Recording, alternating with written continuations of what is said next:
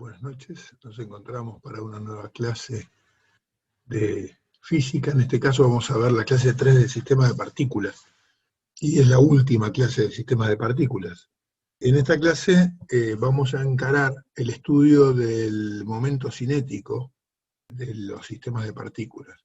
Hasta ahora estuvimos viendo qué pasaba con la cantidad de movimiento y su conservación, también vimos qué pasaba con la energía cinética, y hoy vamos a discutir entonces qué pasa con el momento cinético. Ya lo vimos para una partícula, ahora lo vamos a estudiar en el caso de los sistemas. Para eso vamos a imaginar que tenemos un par de partículas, yo acá dibujo dos, podrían ser 3, 4, 5, lo vamos a generalizar para n partículas.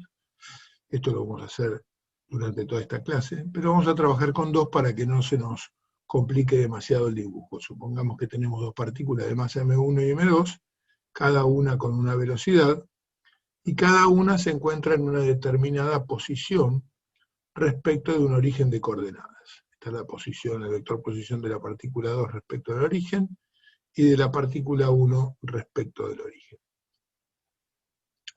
Bueno, si yo lo que quiero calcular es el momento cinético del sistema, lo que voy a tener que hacer es sumar los momentos cinéticos de cada partícula, dado que el momento cinético es una magnitud vectorial y cumple con la propiedad aditiva. Entonces, si hablo del momento cinético del sistema, implica tener que calcular los productos vectoriales que me dan los vectores posición, en este caso de cada partícula, multiplicado por la masa y la velocidad de cada una. La sumatoria de todos ellos me dará el momento cinético del sistema. Ahora bien, un sistema de partículas como este, como ya vimos, tiene un centro de masas, ¿sí? Este centro de masas va a tener una velocidad respecto de O. Bien, ¿existirá alguna relación entre el momento cinético del centro de masas y el momento cinético del sistema? ¿Cómo se vincularán? Bueno, justamente lo que vamos a hacer en esta primera parte de la clase es justamente ver cómo se vincula el momento cinético del sistema, es decir, la suma de los momentos cinéticos de cada partícula respecto de un punto, con el momento cinético del centro de masas.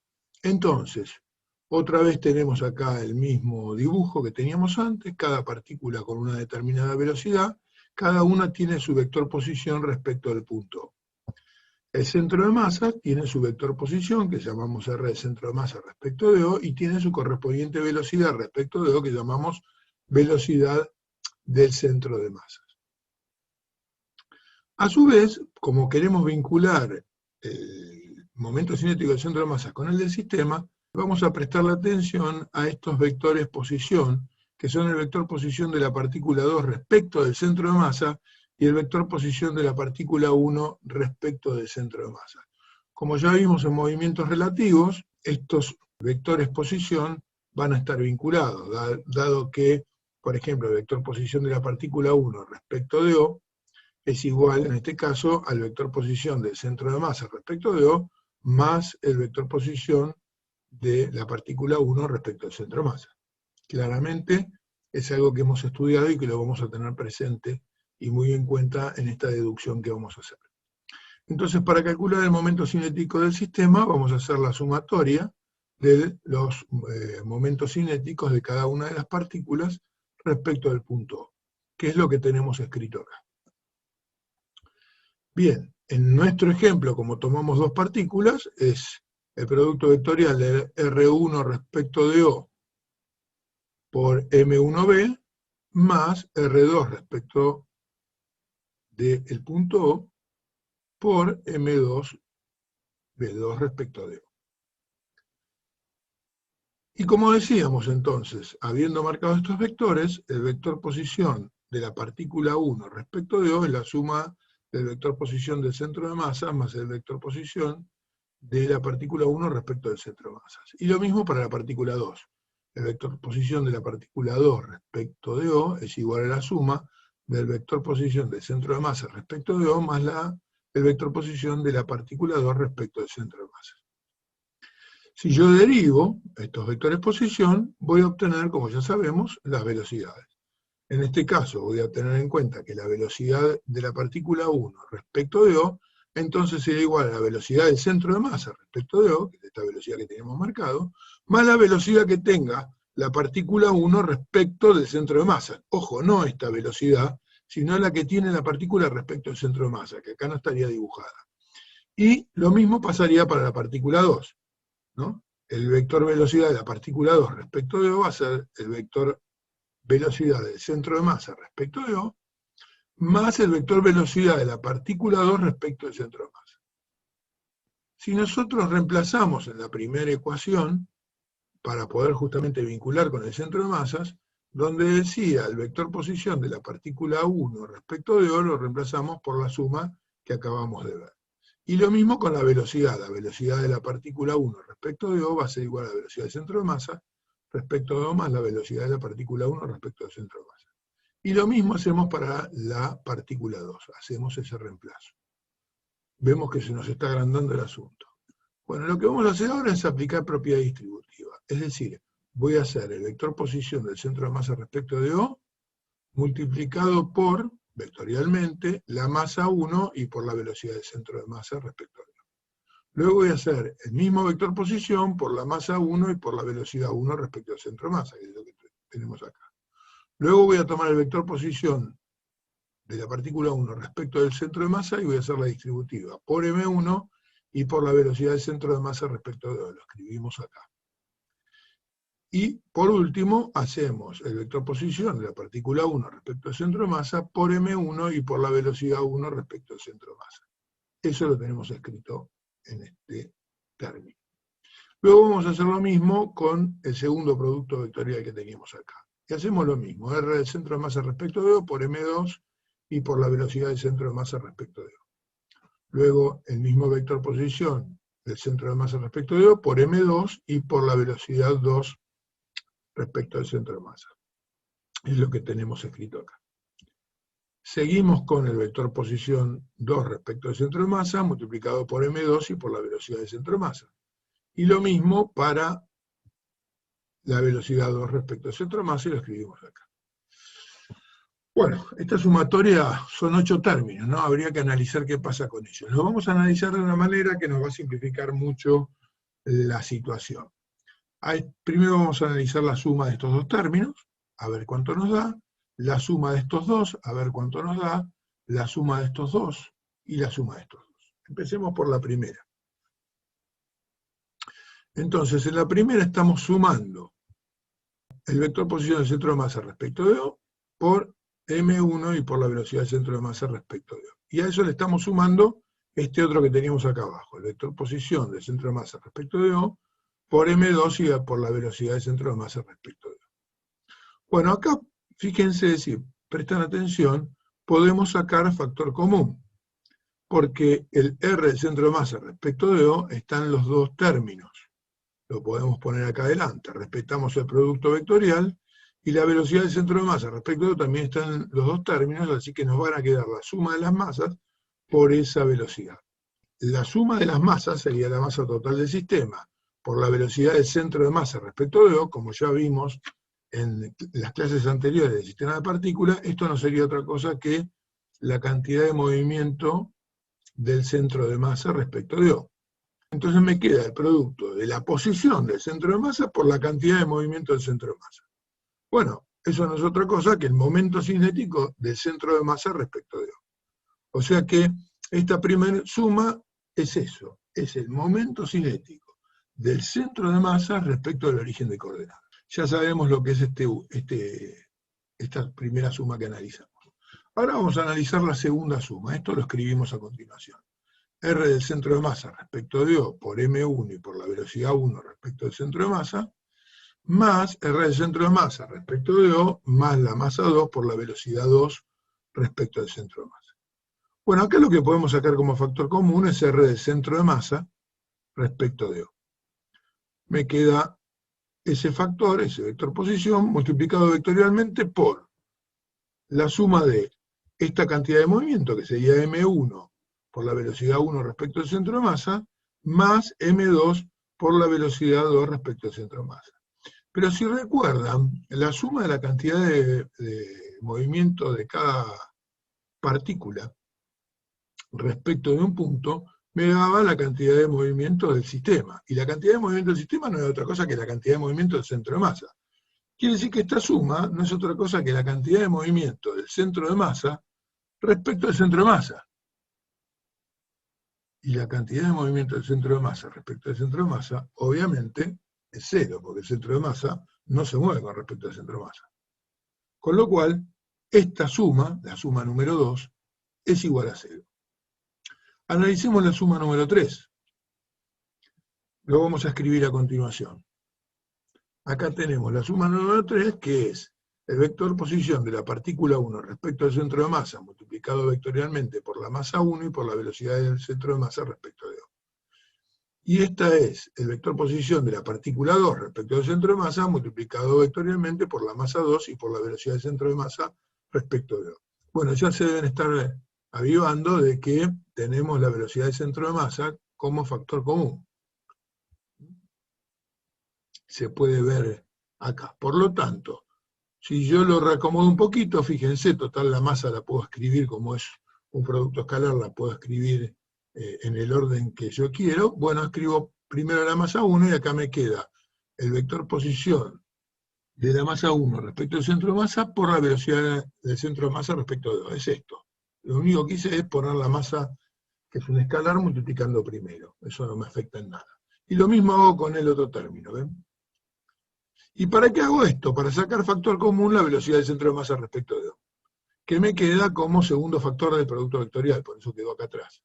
Y el primer factor es la masa 1 por el vector posición 1 respecto al centro de masa, más la masa 2 por el vector posición 2 respecto al centro de masa. Y si recordamos la definición del vector posición del centro de masa, cómo definíamos la posición del centro de masa, recuerdan que era la suma de los productos de las masas por los vectores posición de cada partícula respecto de un punto, dividido en la masa total. Y eso me daba la posición del centro de masa respecto de ese punto. Pero acá resulta que los vectores que estoy tomando son los vectores posición de cada partícula respecto al centro de masa. Por lo tanto, esto me daría el vector posición del centro de masa respecto del centro de masa. Y el vector posición del centro de masa respecto al centro de masa es 0. ¿Por qué? Y porque el centro de masa está en el centro de masa. Con lo cual, otra vez, esta suma me da 0. O sea que la tercera suma me vuelve a dar 0. Veamos qué pasa con la cuarta suma. La cuarta suma era esto que tengo escrito acá. Es el vector posición de la partícula 1 respecto al centro de masa por la masa 1 y por la velocidad 1 respecto al centro de masa. Y esto es el vector posición de la partícula 2 respecto al centro de masa por la masa 2 y por la velocidad de la partícula 2 respecto al centro de masa. Estas sumas no son más que momentos cinéticos, fíjense. Este sería el momento cinético de la partícula 1 respecto al centro de masa, porque esto es la cantidad de movimiento de la partícula 1 respecto al centro de masa. Y este sería el momento cinético de la partícula 2 respecto al centro de masa. Y si tuviera más partículas, sería el momento cinético de la partícula 3 respecto al centro de masa, etcétera, etcétera, etcétera. O sea, lo que estamos haciendo es la sumatoria de los momentos cinéticos de cada partícula respecto del centro de masa. De modo que el momento cinético del sistema ahora se puede calcular como el momento cinético del centro de masa respecto del origen de coordenadas, que sería este primer término, más la suma de los momentos cinéticos de cada una de las partículas respecto del centro de masa. Al primero se lo llama momento cinético orbital del sistema, y al segundo término, a esta sumatoria, que es la sumatoria de los momentos cinéticos, respecto al centro de masa se llama momento cinético spin. Bien, esta demostración que acabamos de ver es muy importante, primero porque nos dice que el momento cinético del sistema no es igual solamente al momento cinético del centro de masa como uno podría esperar. Digamos, si se apura, como la cantidad de movimiento del sistema era igual a la cantidad de movimiento del centro de masas, uno puede suponer que el momento cinético del sistema tiene que ser igual al momento cinético del centro de masa, pero no es así. Además de calcular el momento cinético del centro de masa respecto al origen, hay que calcular y sumarle los momentos cinéticos de cada partícula respecto al centro de masa. Primera cosa importante. Segunda cosa importante para destacar acá es que el momento cinético de cada partícula respecto del centro de masa es una magnitud intrínseca al sistema. Es decir, estos momentos cinéticos no dependen del sistema de referencias. El momento cinético del centro de masa respecto al origen, sí, porque es respecto al origen del sistema de referencia o del sistema de coordenadas. O sea que este depende del sistema de coordenadas, pero el momento cinético spin no, es una propiedad intrínseca. ¿De acuerdo? En cualquier sistema de coordenadas, este momento cinético va a ser el mismo. Así que eso es importante. Otra cosa también para destacar, muy importante respecto de esta demostración, es entender que esto se va a poder extender, sobre todo cuando estudiemos ahora cuerpo rígido, la próxima clase, que empecemos con cuerpo rígido, se va a poder extender y va a tener consecuencias muy importantes. A ver si entendemos más o menos de qué estamos hablando.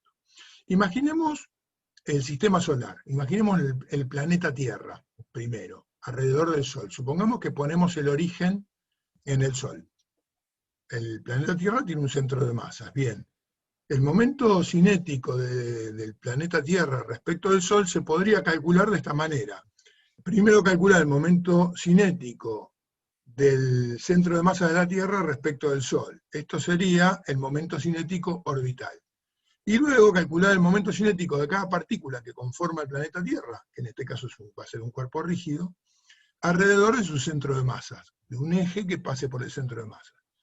Esto sería el momento cinético spin de la Tierra. Ese momento cinético spin de la Tierra es una propiedad de la Tierra, y va a ser siempre el mismo, independientemente del sistema de coordenadas de donde yo observe el fenómeno, su momento cinético spin va a ser el mismo.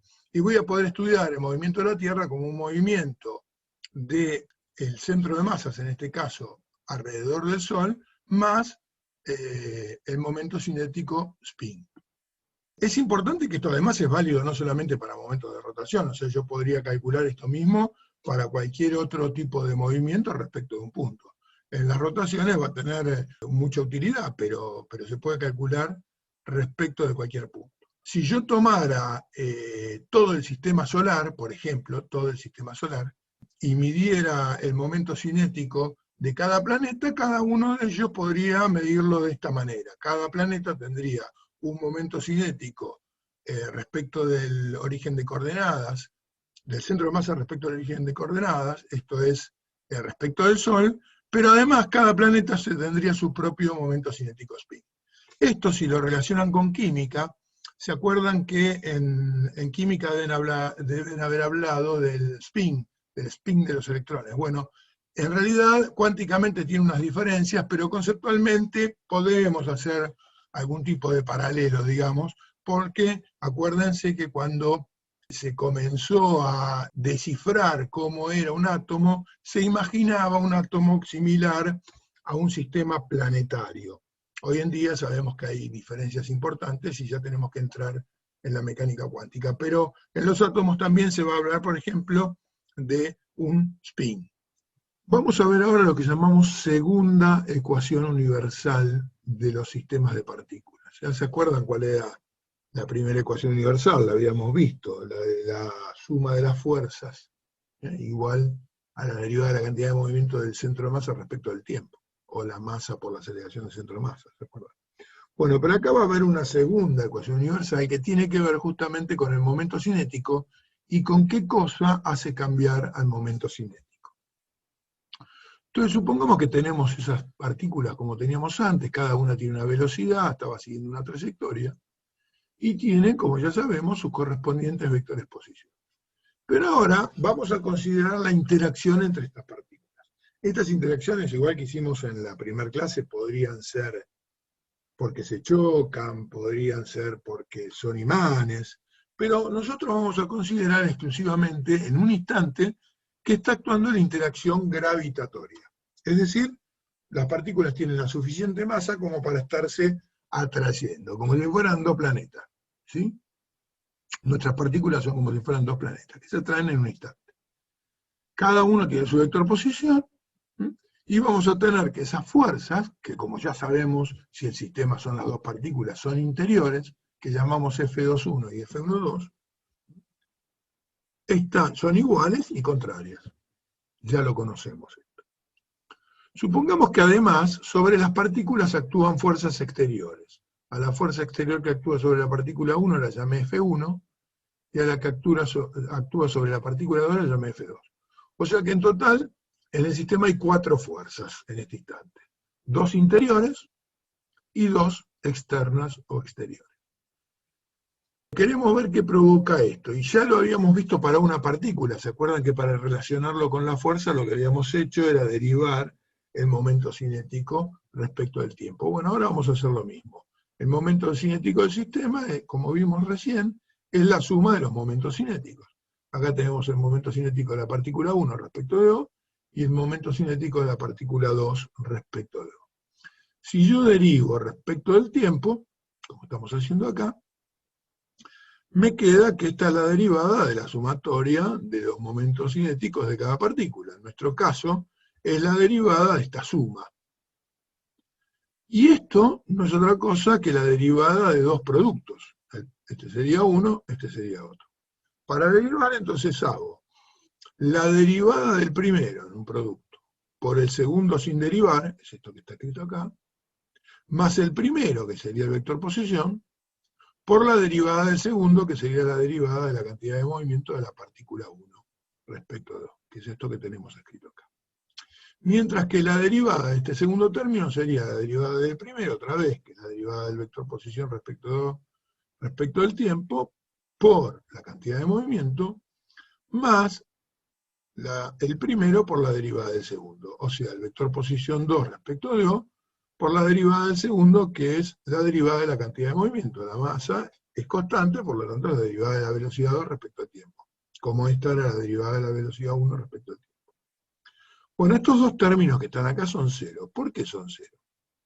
Porque la derivada del vector posición 1 respecto del tiempo, ¿sí?, no es otra cosa que una velocidad, la velocidad de la partícula 1 respecto al tiempo. Con lo cual, acá me queda el producto vectorial de 2 vectores que son colineales, porque esta es la velocidad y esta también es la velocidad de la partícula 1 respecto a 2. Al multiplicar vectorialmente 2 vectores que forman 0 grado, me da el producto vectorial 0. Y lo mismo pasa con este otro producto de acá, la derivada de la posición de la partícula 2 respecto al tiempo es la velocidad 2. ¿Sí? Con lo cual, al tener el producto vectorial de la velocidad 2 por la velocidad 2, me da 0. O sea que esos dos términos dan 0. Y estos dos términos, fíjense, me queda el vector posición de la partícula 1 respecto de O por el producto de la masa 1 por la derivada de la velocidad respecto al tiempo. Y la derivada de la velocidad respecto al tiempo, como bien sabemos, es la aceleración. Por eso acá escribí la aceleración. Y lo mismo acá, la derivada de la velocidad de la partícula 2 respecto al tiempo, es la aceleración de la partícula 2. O sea que me quedan los productos vectoriales de los vectores posición por los productos masa por aceleración de cada partícula.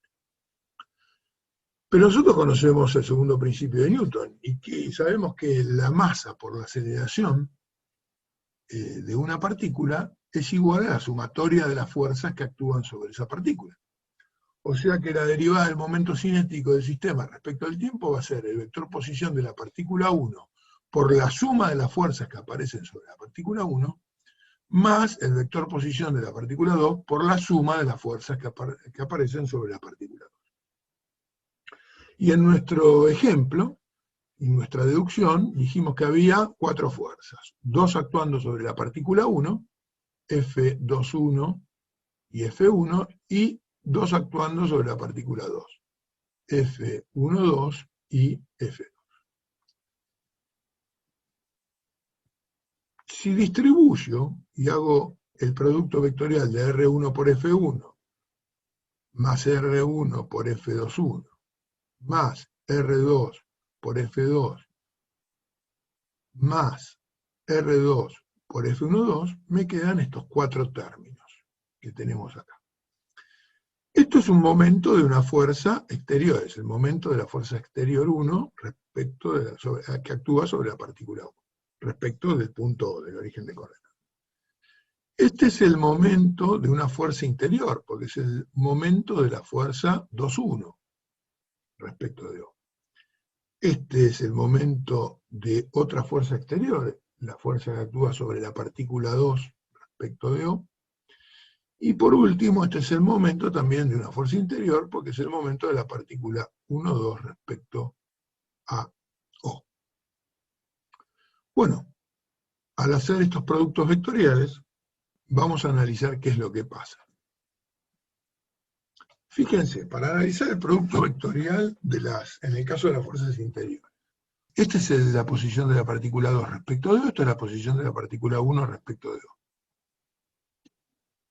Pero yo el vector posición de la partícula 2 respecto de O lo puedo vincular con el vector posición de la partícula 1 respecto de O, tomando este vector que sería el vector posición de la partícula 2 respecto de la partícula 1.